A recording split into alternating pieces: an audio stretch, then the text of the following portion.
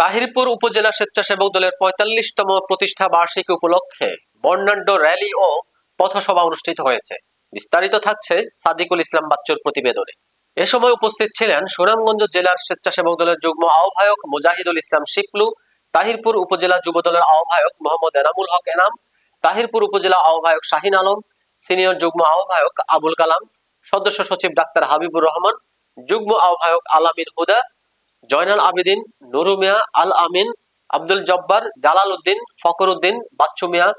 আল সাফাকুল ইসলাম আফজাল, নাজিম উদ্দিন, সুরুজ ও মোহাম্মদ সাজু সহ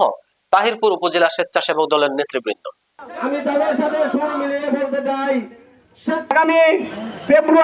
ফেব্রুয়ারির দ্বিতীয় সপ্তাহ নির্বাচনের আমরা যাতে সেই নির্বাচনকে সামনে রেখে আমরা যারা বিভিন্ন অঙ্গ সংগঠনের দলের কাজ করছি, আমরা যাতে এই নির্বাচনকে সামনে রেখে আমরা জনগণের সাথে সম্পৃক্ততা রেখে জনগণের কল্যাণে যাতে আমরা কাজ করতে পারি। বাংলাদেশের গ্রহণযোগ্য গণতন্ত্রের প্রবক্তা শহীদ প্রেসিডেন্ট জিয়া রহমানকে আমরা শ্রদ্ধার সাথে সম্মান করি। বাংলাদেশের তিনবারের প্রধানমন্ত্রী যিনি অপোষণ দেশ নেত্রী, যিনি অন্যায়ের সাথে মাতামাতি করেনি, সেই বেগম খালেদা জিয়াকে আমরা শ্রদ্ধার সাথে সম্মান করি। বাংলাদেশের বর্তমান কর্ণধার আপনারা জানেন, যার হাতে আজকে সারা বাংলাদেশ টিকে আছে, সে আগামী দিনের রাষ্ট্রনায়ক জনাব তারেক রহমান সাহেবকে আমরা আজকে শ্রদ্ধার সাথে স্মরণ করি। প্রিয় সংগ্রামী নেতৃবৃন্দ, আজকে আপনারা জানেন দীর্ঘদিন পরে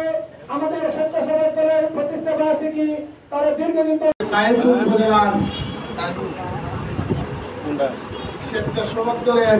উদ্যোগে ৪৫তম প্রতিষ্ঠা বার্ষিকী, কারণ ১৯৮০ সালে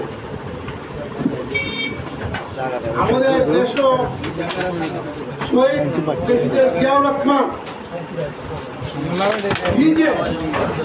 নিজের হাতে এই স্বেচ্ছাসেবক দলটাকে